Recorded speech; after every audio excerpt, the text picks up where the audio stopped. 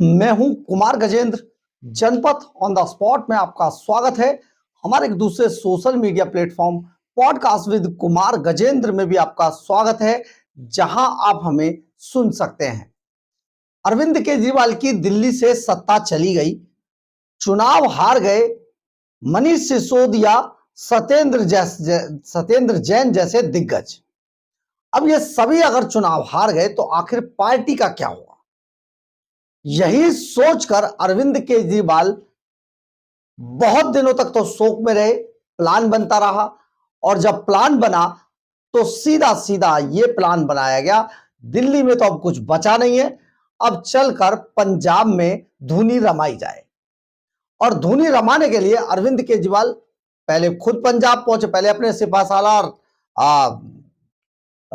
जो स्वाति मालीवाल को पीटने वाले थे, अपने ओएसडी रहे एक समय पे मुख्यमंत्री के, आपको पता है, विभव कुमार, और साथ में एक शराब के दलाल हैं विजय नायर। इनको पहले भेजा गया, रास्ता तैयार कराया गया और अब पहुंच चुके हैं पंजाब में। लेकिन इसमें एक बड़ी बात यह है कि पंजाब के अंदर अरविंद केजरीवाल को बहुत महंगा पड़ रहा है, बहुत मुश्किल पड़ रहा है, क्योंकि जगह जगह पर अरविंद केजरीवाल एंड कंपनी के जितने भी पाप थे उनके सामने आते जा रहे हैं। अब ये पाप जो सामने आ रहे हैं, ऐसे में अरविंद केजरीवाल को अकेले लड़ना भारी पड़ रहा था, क्योंकि ये चुनाव, ये उपचुनाव नहीं है लुधियाना वेस्ट सीट पर, ये अरविंद केजरीवाल के पूरे राजनीतिक कैरियर को तय करेगा। दरअसल दिल्ली की राज्यसभा सीटों पर जो दो लोग थे, संजय सिंह और राघव चड्ढा, इन्होंने साफ इनकार कर दिया इन्हें सीट देने से।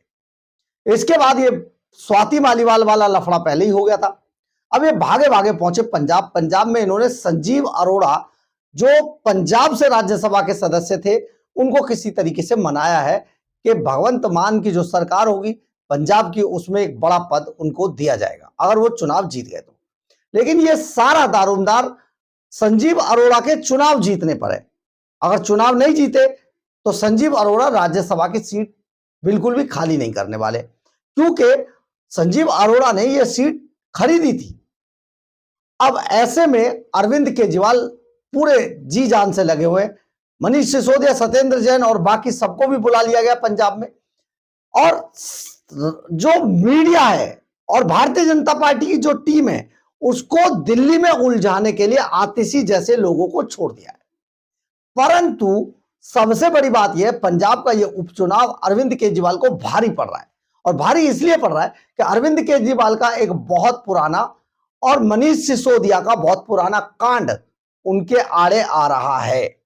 दरअसल है क्या, अरविंद केजरीवाल और मनीष सिसोदिया ने बहुत सारा पैसा यहां पर एक बड़े, जो एक प्राइवेट यूनिवर्सिटी के मालिक है अशोक मित्तल, उनसे लिया, उन्हें राज्यसभा भेज दिया।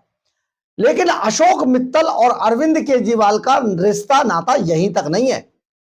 दरअसल है क्या, अशोक मित्तल एक प्राइवेट यूनिवर्सिटी के मालिक है और उनकी जो ब्रांचें हैं वो देश भर में कई जगह पर है।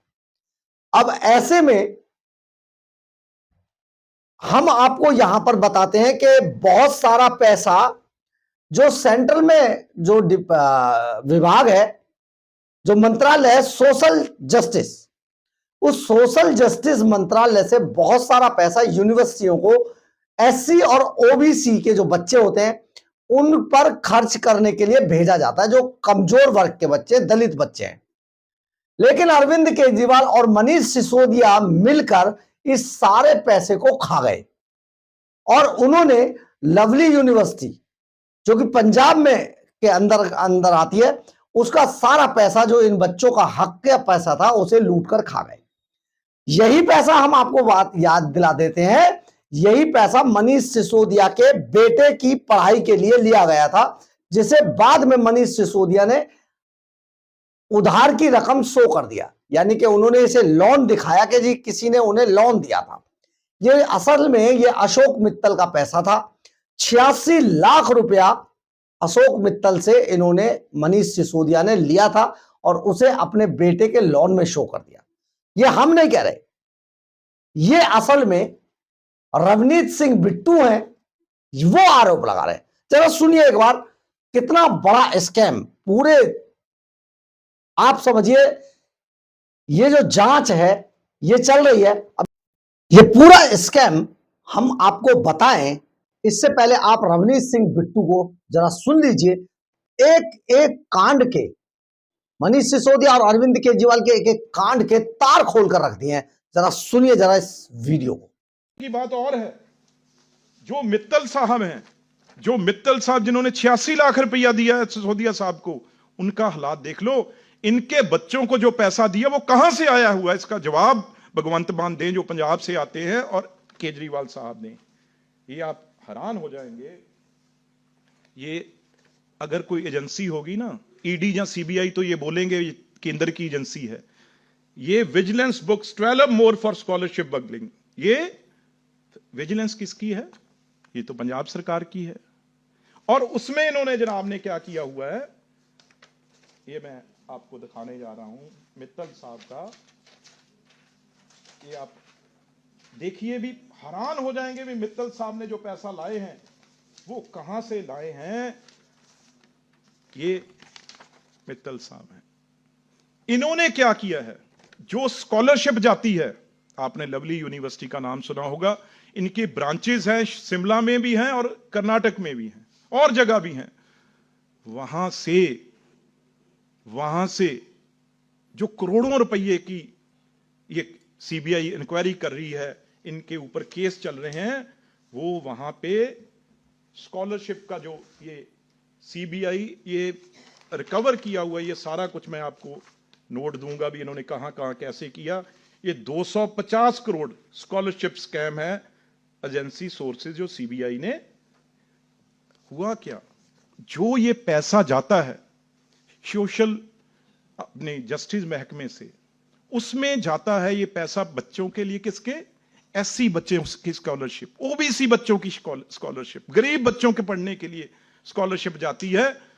वो इन्होंने ये जो स्कैंडल है पूरा 250 करोड़ का, इसमें से पैसे सिसोदिया साहब के बच्चे के लिए बाहर आराम पढ़ने के लिए गए हैं। और ये गरीब बच्चों के जाली नाम, ओबीसी एससी बच्चों के नाम भर के अपने कॉलेज में, यूनिवर्सिटी में, उनसे ये जनाब करोड़ों रुपया गरीब बच्चों के, ये बताएं, ये दिल्ली के एससी का हिसाब लें, ओबीसी हिसाब लें भी, ये पैसा जो सिसोदिया के बच्चे के लिए आया है वो एक उस एमपी से आया है जिसने अपनी यूनिवर्सिटी कॉलेज में एससी और ओबीसी बच्चों के फीस जो सेंट्रल गवर्नमेंट देती है उसको ना देके, उसको पैसे को मिसयूज करके, जाली बच्चे दिखा के, वो बच्चे है ही नहीं थे। जब इन्वेस्टिगेशन हुआ, विजिलेंस ने भी किया पंजाब की ने और सीबीआई ने किया, वो पैसा जो है 250 करोड़ की वो अलग अलग कॉलेजों में वो ठगी चल रही थी, उसमें से ये पैसा सिसोदिया साहब के पास आया है। आपने सुना होगा कि रवनीत सिंह बिट्टू ने किस तरीके से इस पूरे मामले को उठाया है, और ये पूरा जो स्कैम है वो 250 करोड़ रुपए का स्कैम है। और इस 250 करोड़, क्योंकि देखिए स्टेट गवर्नमेंट इस पर एक्शन ले सकती थी, स्टेट गवर्नमेंट चुप रही क्योंकि उनके कर्णधारों को सारा माल पहुंच गया, और ये सारा पैसा जब बट गया तो ये 250 करोड़ रुपए का स्कैम है। और इस स्कैम की जांच शुरू में विजिलेंस कर रहा था। और जानते हैं विजिलेंस किसका होता है? विजिलेंस असल में पंजाब सरकार का था। और जब पंजाब सरकार के विजिलेंस ने यह रिपोर्ट दी कि कोई करीब 250 करोड़ रुपए का स्कैम है, एससी एसटी और ओबीसी के बच्चों का जो हक का पैसा था, उन पर जो खर्चा किया जाना था, उस पैसे को ये यूनिवर्सिटी खा गई, अशोक मित्तल खा गए। तो ऐसे में ये 250 करोड़ रुपए के इस स्कैम में, इसकी जांच पहले वहां की एसीबी ने की और बाद में इसकी जांच अब सीबीआई कर रही है। अब यही पैसा ले लिया और इन्होंने पचा लिया। मनीष सिसोदिया ने यह दिखा दिया कि मेरे बच्चे की पढ़ाई के लिए था। केजरीवाल जब पकड़े जाएंगे तो उनको वो भी बता देंगे जी मैं तो यहां लग गया पैसा। लेकिन सबसे बड़ी बात यह है, अब यही स्कैम पंजाब के अंदर इस उपचुनाव में मुख्य धारा में लाया जा रहा है। और सोशल मीडिया पर जो रवनीत सिंह बिट्टू का ये वीडियो है, इसे लगातार तेजी से सर्कुलेट किया जा रहा है। अब ऐसे में पंजाब की जो जनता है, यानी कि लुधियाना वेस्ट पर जो चुनाव है और जहां से संजीव अरोड़ा चुनाव लड़ रहे हैं, उस पर अब ये चर्चा का विषय है और विपक्ष के जो नेता हैं वो इस पूरे वीडियो को सर्कुलेट करने में जुटे हुए हैं। इसके अलावा इनके जो पूरे कागजात हैं इस पूरे स्कैम के, इनको सर्कुलेट करने में जुड़े हुए हैं। और एक तरीके से इस कांड ने, क्योंकि मनीष सिसोदिया भी पंजाब के अंदर पहुंच गए, वो प्रचार कर रहे हैं लगातार सीट पर, तो मनीष सिसोदिया को चोर चोर के नारे लग रहे हैं। मनीष सिसोदिया को अपनी बात कहने में बड़ी दिक्कत आ रही है, क्योंकि पंजाब के अंदर जहां जहां मनीष सिसोदिया, सत्येंद्र जैन तो चुप बैठे हैं, मनीष सिसोदिया और अरविंद केजरीवाल जाते हैं, वहां पर पहले ही लोग चोर चोर के नारे लगाने शुरू कर देते हैं। ऐसे में अरविंद केजरीवाल और मनीष सिसोदिया को बहुत हालत गंभीर नजर आ रही है, क्योंकि ये अपनी बात जब कह ही नहीं पाएंगे तो जनता को क्या समझाएंगे। और हर आदमी के मोबाइल पर इस रवनीत सिंह बिट्टू के इस वीडियो को लगातार सर्कुलेट किया जा रहा है। अगर ऐसा ही रहा तो हम दावे के साथ आपको कह सकते हैं कि पंजाब के अंदर अरविंद केजरीवाल लुधियाना वेस्ट वाली सीट भी बुरी तरीके से हार रहे हैं। और अगर अरविंद केजरीवाल पंजाब में लुधियाना वेस्ट की सीट हारते हैं, यानी कि संजीव अरोड़ा हार जाते हैं, तो अरविंद केजरीवाल का जो भविष्य है वो अधर में लटक जाएगा, क्योंकि और कोई भी राज्यसभा की सीट छोड़ने के लिए तैयार नहीं है।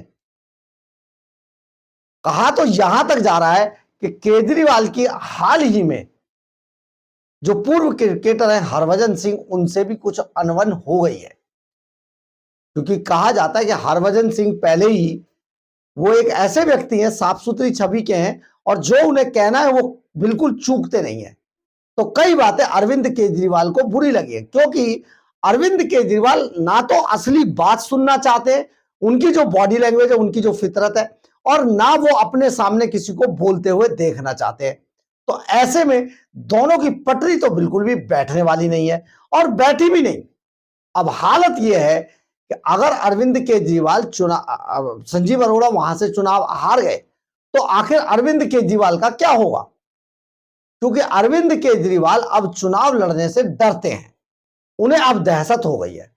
कल तक जो अरविंद केजरीवाल कहा करते थे मोदी जी इस जन्म में तो आप चुनाव नहीं जीत पाओगे, आज वो खुद अपना चुनाव लड़ने से डरते हैं।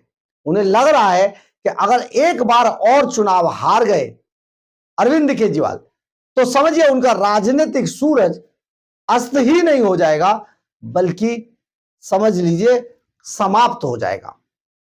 और अरविंद केजरीवाल को अपनी ही पार्टी के अंदर लोग वजन नहीं देंगे, जैसा कि अभी भी नहीं दे रहे।